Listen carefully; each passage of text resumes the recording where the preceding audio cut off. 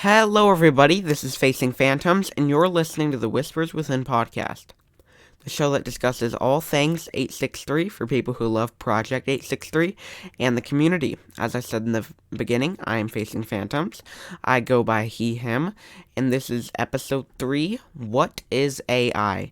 In this episode, we will be reviewing two videos, actually. I Need You to Help Me Solve a Murder, and The Car I Totaled Reappeared in Perfect Condition, which is the one that came out today.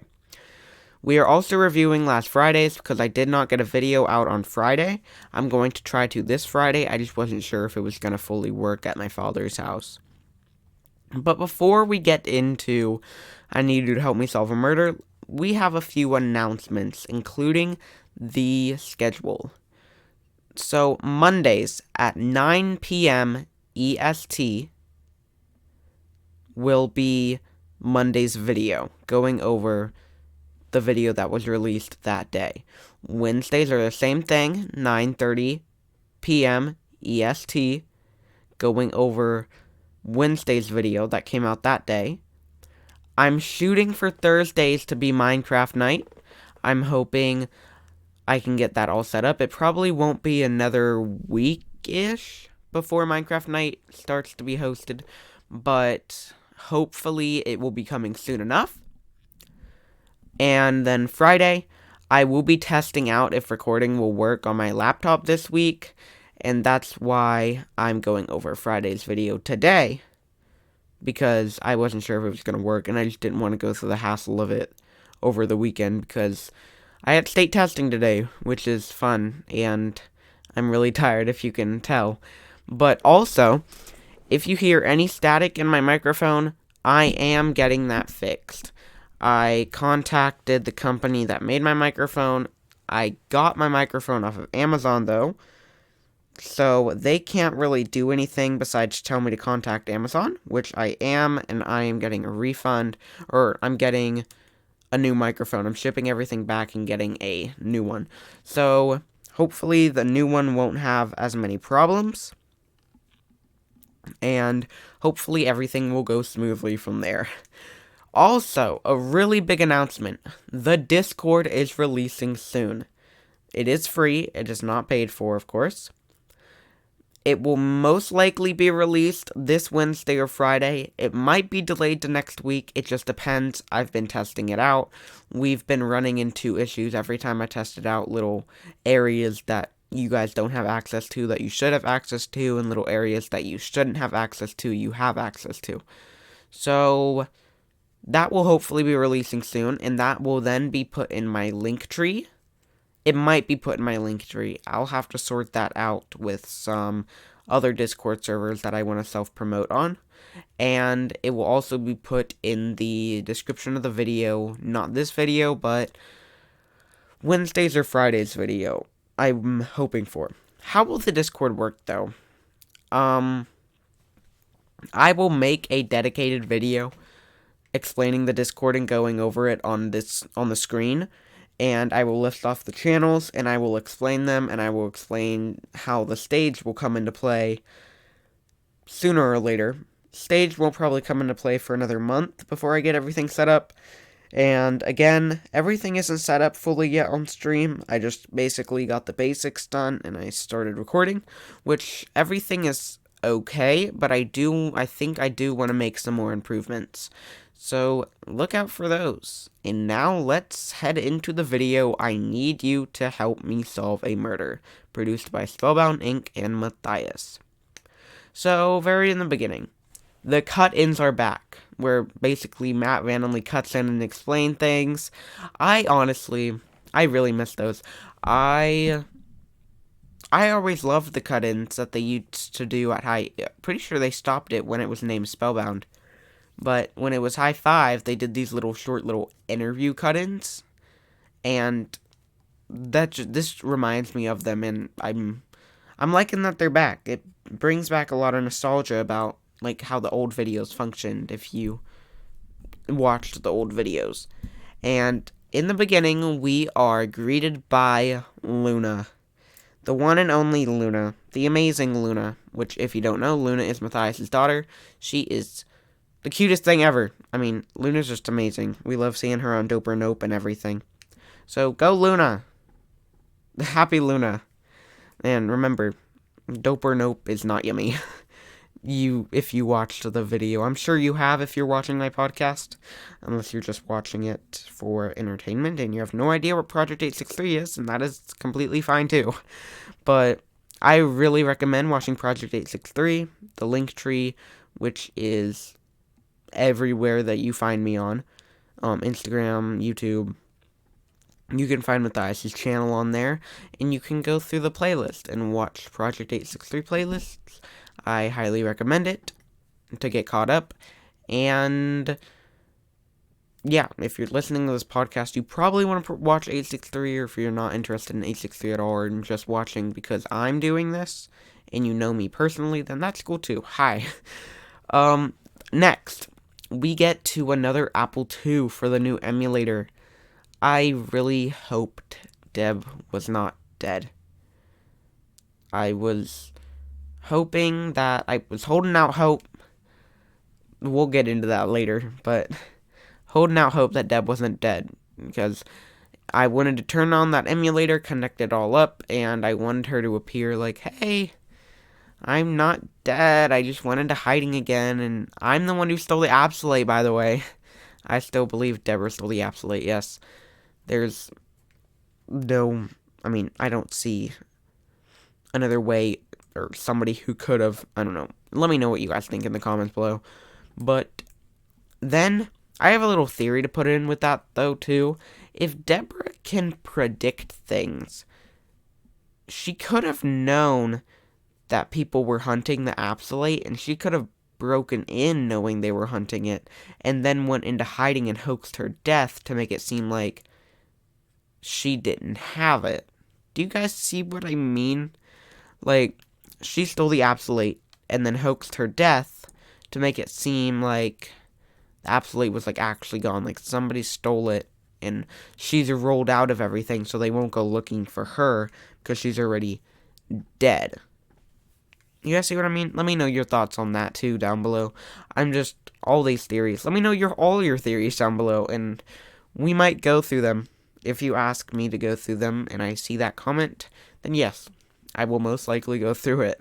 Because fishing on Reddit right after the video release is not fun. But I did manage to catch 2 from today's video. And I think the last video I got 1 too. So after we talked about that theory, who is the new person in this?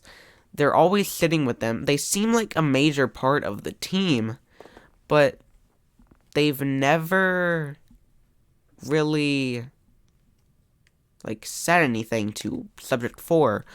They're blonde.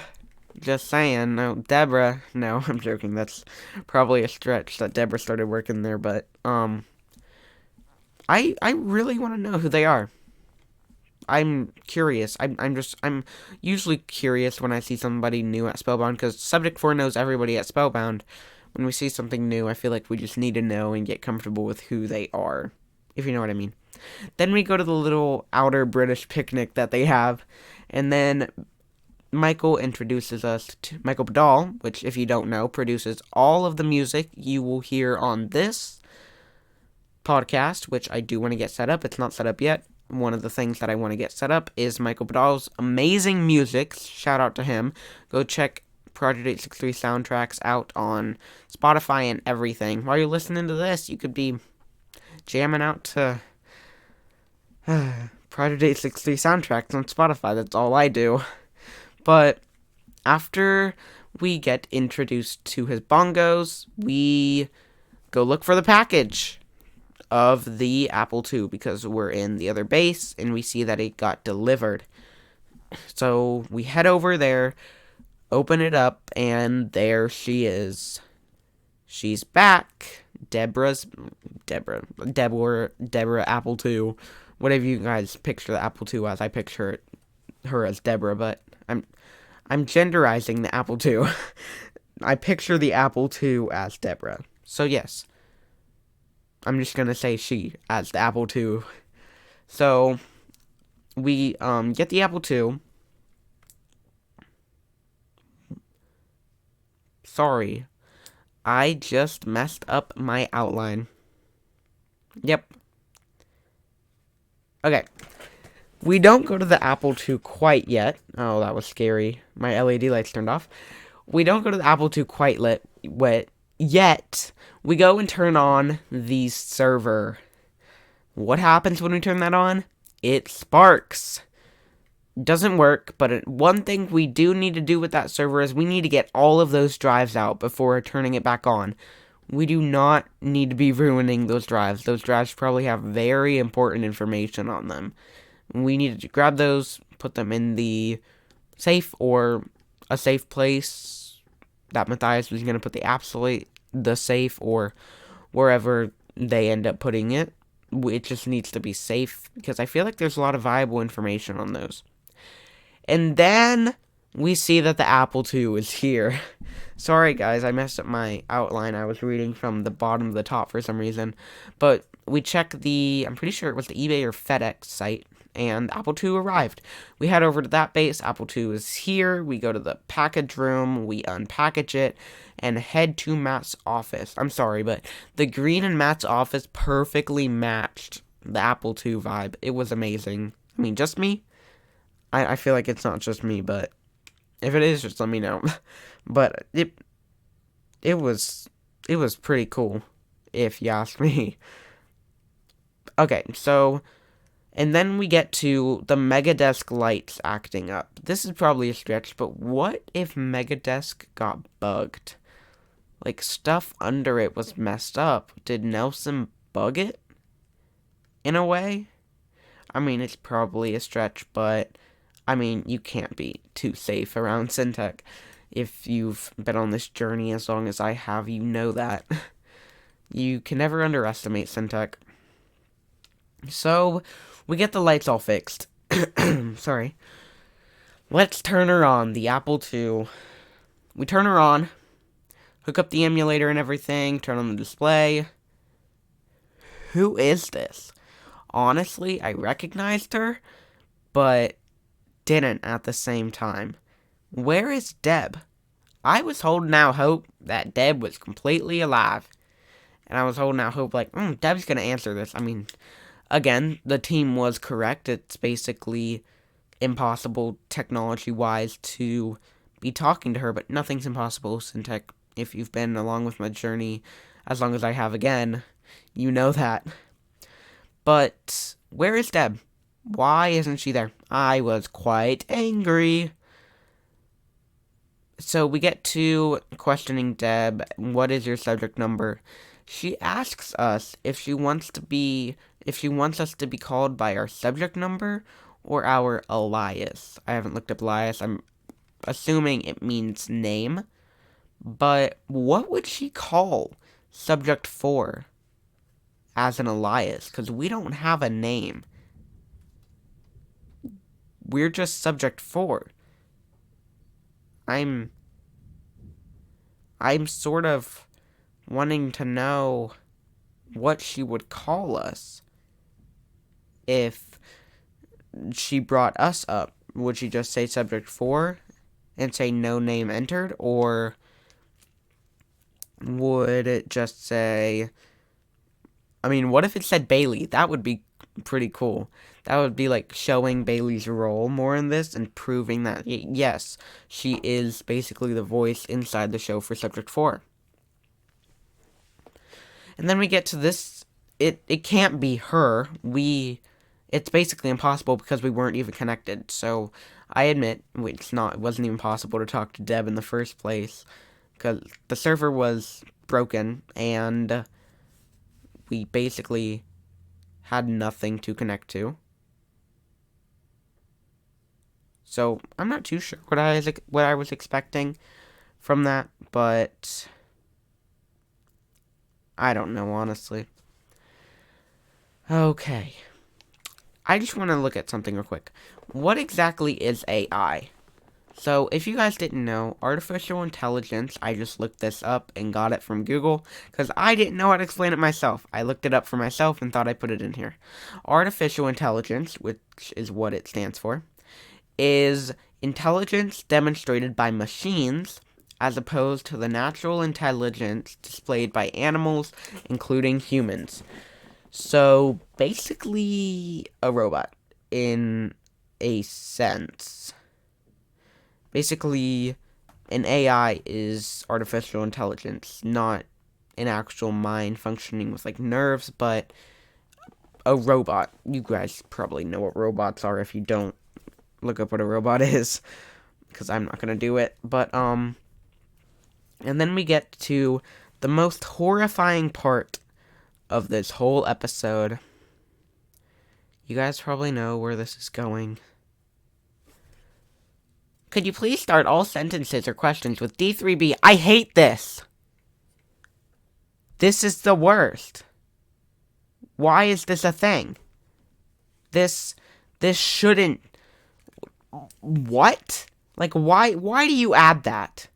We need information. Why do you add that? Deb... I think Bailey was right. It was just a power move. I don't know why Deb did that. But a theory that I've been seeing a lot, it's not in a Reddit theory or my theory or anything. But, one second. I need to text my mom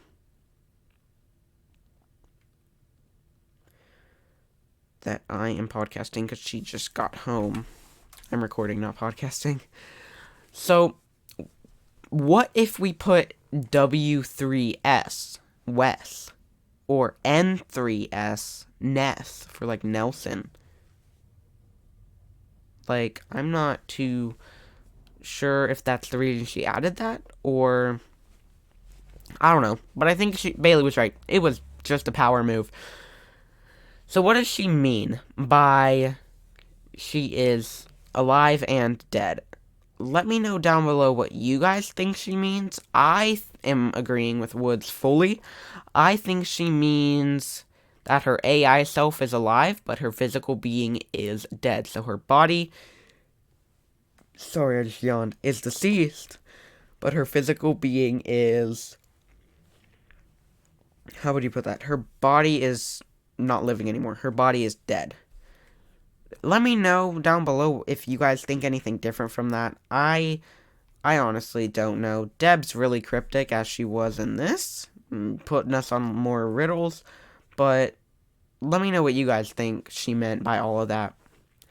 And then another major part of this episode is, how did she know that she was going to die? If this whole, like, so going into the timeline theory, if this whole timeline theory is correct, then does she end up dying in each timeline? Like, have there been multiple timelines, and have she died in multiple of them? Because now I'm pretty sure we know if she can predict the future, or not predict, if she can see the future, basically predicting, now we know that she cannot see of who, and she cannot see of what, of anything in the future. She can see maybe an idea, but I don't believe that she can see of what or who. Another thing, she knows them way too well. It's really creepy how she knows them this well. One second.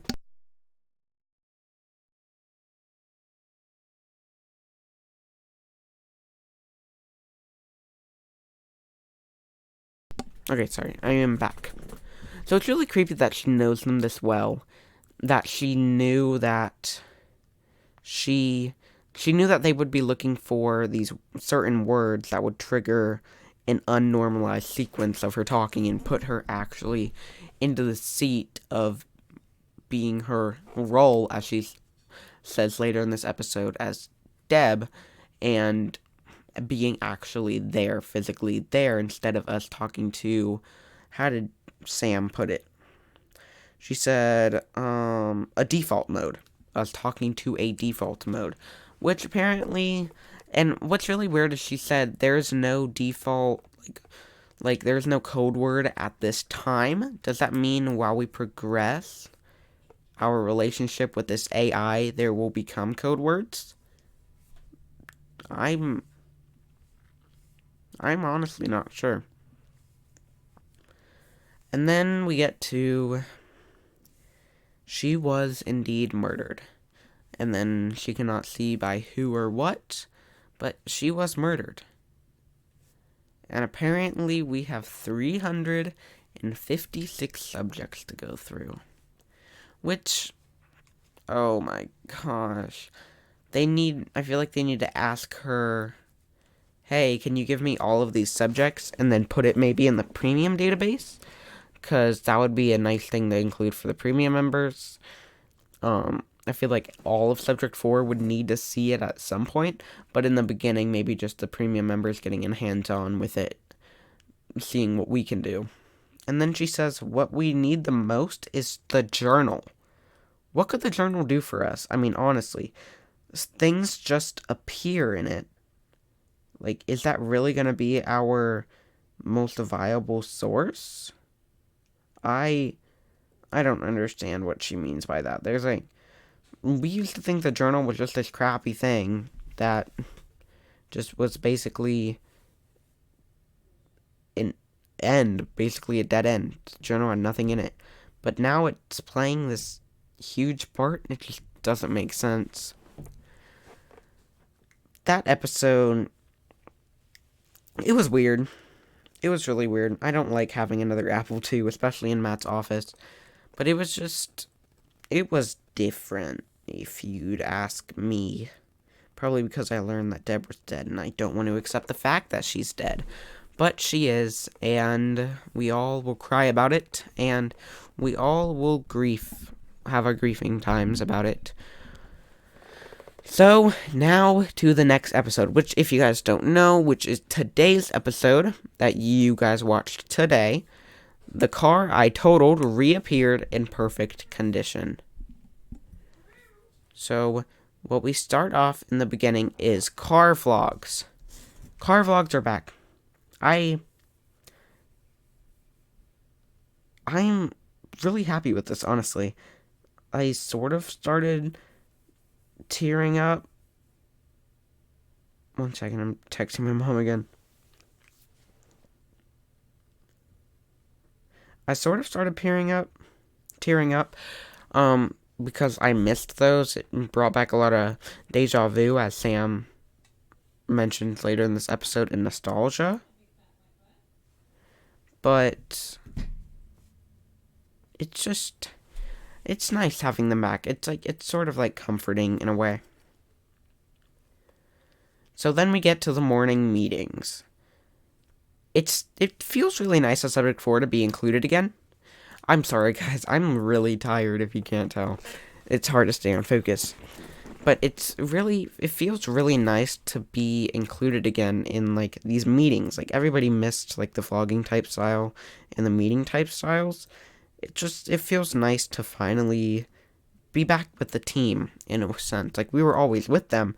We weren't with Matt, but, it feels nice to be back in touch with the team and be able to socialize with them as Subject 4 inside the story, if you know what I mean.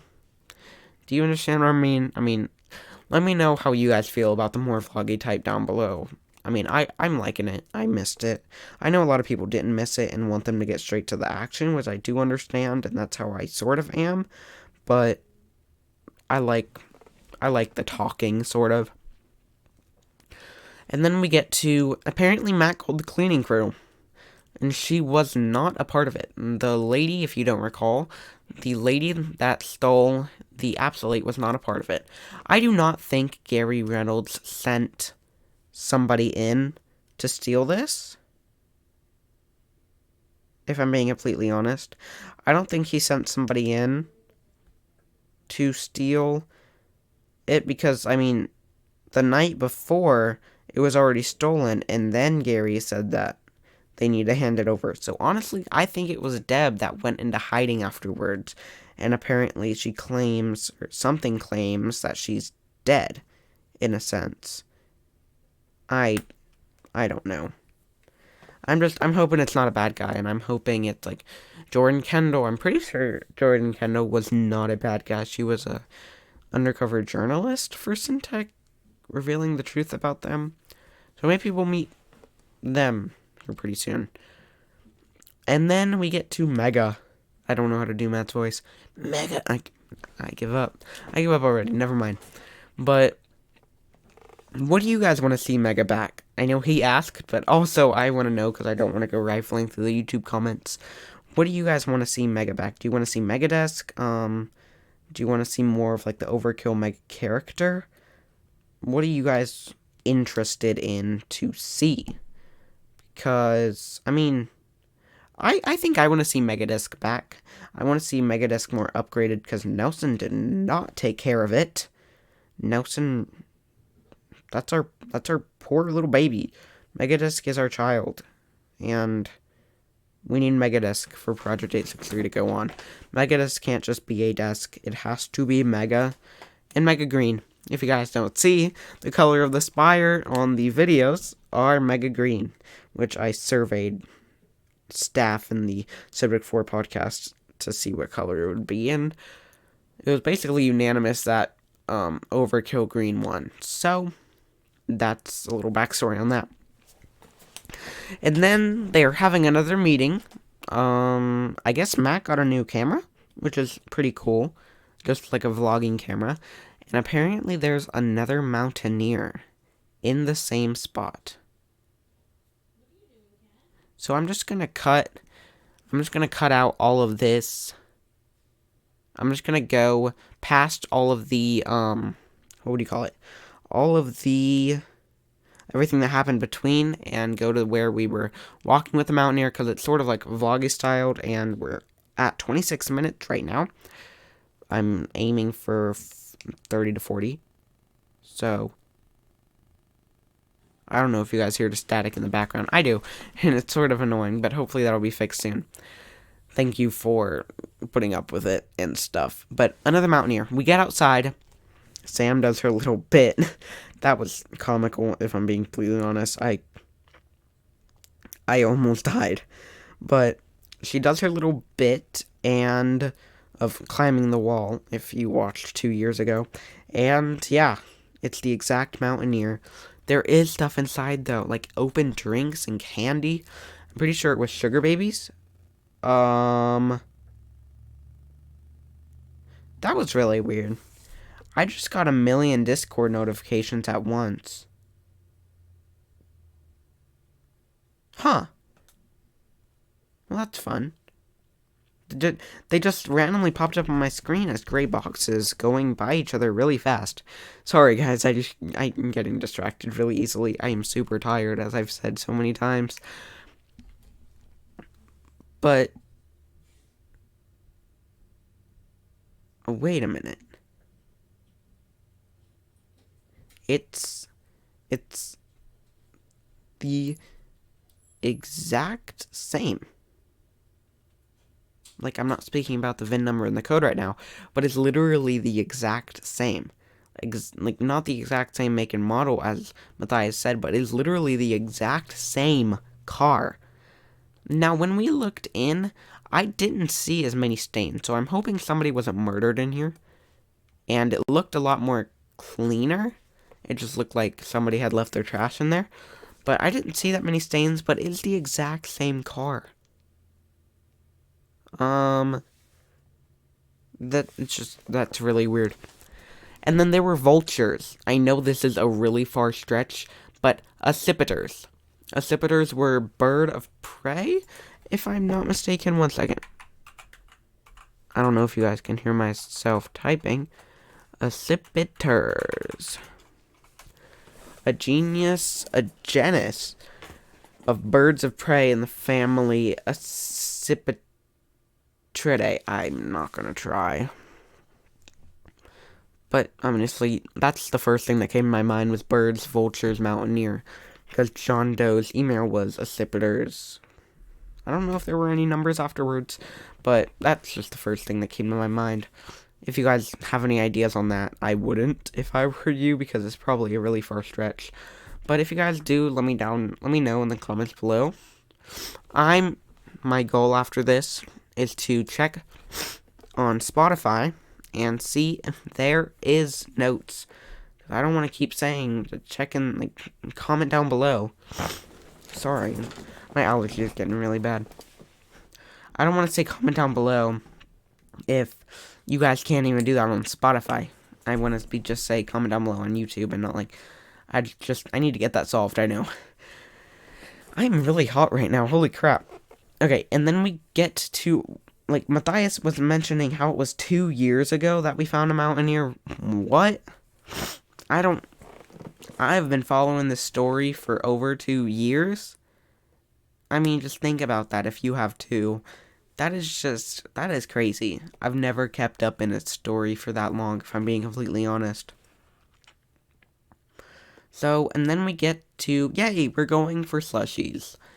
We get slushies, and we get back to the studio, and what is in the warehouse? The old Mountaineer. So no, somebody didn't just steal it, or they didn't just repair it. There's literally 2 different Mountaineers. The weirdest thing is, though, they drive the Mountaineer out and everything, and then compare them. But the weirdest thing is about the 2 Mountaineers is they're the same VIN number. Cars cannot do that, if I'm not mistaken. Cars cannot have the same VIN number. Like Matt said, it's like your social security number. You have your social security number, and only you have your social security number. It is unique to your body. Yourself. I use your body as yourself sometimes. If you just hear me say that, that's what I'm meaning. But it's unique to yourself. So, it's unique to each car. Like, that cannot be the same. It's an odd coincidence, if I would say the least. And then it's also the same code. I'm pretty sure that basically confirmed that this had to do with 863. Because the key had 155 on it, I'm pretty sure. And, I mean, I need to look that up.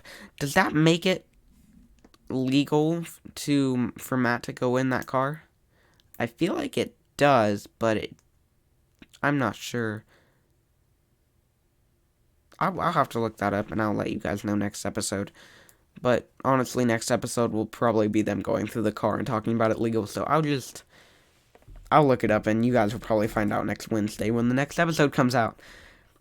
So that was basically the whole episode, if I'm being completely honest. And the next time we do see that the Discord comes into play, the SOS chat in the Discord, which I'm pretty sure if you are not a premium member, then you should become one, because premium's fun. And I'm not sure, the Discord is free, but I'm not sure if the SOS is free. I don't believe it is. I might be mistaken, but I doubt it is, because that is like a major member plus area for that. So now let's get into our theories about these episodes. So I'm like literally obsessed with the show Agents of S.H.I.E.L.D. by Marvel, and time is literally ticking, which is basically an Agents of S.H.I.E.L.D. reference from when they got stuck in a time loop towards the end of the show. So basically, they were traveling through time, messing up time, and the time loop, Daisy Johnson, which is Quake in the Marvel Universe, and Daisy Johnson, she kept waking up. And then she finally realized that Robot Coulson would remember what happened in the last time loop too. So they basically worked together, and what was happening between each time loop is they were getting closer to the time storm, and basically that a time storm would kill you. So they were getting closer to the time storm. Like every time she would ask Fitz, Leopold Fitz, which is another character in the show, he would say that he would just mention that they were closer and closer. Actually, I don't think she didn't ask Fitz. She asked Deke, which is Gemma and Fitz's grandson. She asked Deke because Fitz was back in time, or in the present time, helping them. But she asked Deke every time if they were closer, and it would go from like 94, 84, 81, 79, 72, all the way down to at least eventually 14, or a number around there, or 4, or 3, and they were just keep getting closer. So what if this means, like, this whole Project 863 is a whole time loop, but we're getting to the very end of it. Like, we've gotten another Mountaineer. I know it's sort of a stretch, but time loops are sort of a stretch at the same time because they're not really proven as real. But what if we're stuck in a time loop and this absolute date is coming sooner and sooner than we really know it? I'm not too sure, honestly. But I'm hoping we get it all figured out with everything. Now, it is time for our Reddit. For all you people on Spotify, I will read the Reddit posts out loud. So, we'll start off with our first Reddit post that we are going, theory post that we are going through. And this is posted by Agent Rift, AGENT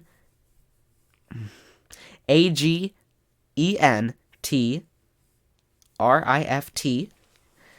And they said, The Time Traveling Mountaineer is the title. Alright, hear me out. This theory is going to be very outlandish. Oh. Yeah, right? Yeah. I'm just looking at it on my computer, making sure that it's the same theory as on screen. Very outlandish. First off, we know that Syntech was working on other projects other than Pegasus. So what if one of these projects were related to time travel? From what I can tell, Nelson is trying to become immortal. Which, yeah, I agree. Well, no. I don't agree with that, because when Nelson trapped the team, when he sent them into the void and everything, when Nelson trapped them, they said, "Are you Nelson? Wait, you're supposed to be dead." And then Nelson responded with, "What do you think I've been chasing this whole time?" So does that mean Nelson doesn't want to be immortal? He just wants to be gone? And he can't be gone? I don't know. I'll have to look more into that. So what if one of these projects were related to time travel? From what I can tell, Nelson's trying to become immortal. I do not agree with that. His current plan to do so seems to be trying to implant his own consciousness into every single person in the world, allowing him to practically become immortal due to people being able to have offspring which he can affect and take over. So basically have children that he can affect and take over also. However, who's to say that this was his only avenue? He could have been experimenting with time travel to somehow gain immortality. I can see how they're getting immortality from trying to become every person, trying to become like all of their children and everything, and basically running it in everybody's family, and basically, I guess, becoming one whole family? I'm not too sure. But he could have been experimenting with time travel to somehow gain immortality. This is the only plausible, I use that term very lightly, explanation for why the Mountaineer seemingly just materialized in the same spot with the same VIN number maybe, and code, and with the same password to open it. Perhaps history is beginning to repeat itself, just like Deb said. Yes, literally, I totally agree with that, honestly. History is looping, sort of, in a way. We're just repeating over and over. Like, will December 31st, 2024 be the end? Will it? Because the first absolute date wasn't the end. It was the end of Deb. Will this actually be the absolute date? Or Project 863 keep going on? I hope. Probably not likely, but maybe. So now let's get into the second Reddit theory. This is by sleepyboy_0, SLEEPYBOI_0, about the Mountaineer, Black Journal, and Deb. Sorry if you hear squeaking in the background. The door keeps opening and closing for some reason. So with the newest episode appeared a new Mountaineer that is literally the same one as the first one. My theory on this isn't necessarily time travel, but we've seen this before with the journal, the key for the spire, and note from D. Those two things just appeared. The key for the spire. Sorry if you're my chair creaking, but what? The key for the spire? Oh, the cipher. I get it now. The key for the spire. Oh, 1 second. The door is going crazy again. Okay, sorry about that. I had to just close it real quick. Where was I? Appeared. Due to that logic, I'm not 100% sure how this happened with the mountaineer, but I think that's indeed how that it's indeed somehow connected.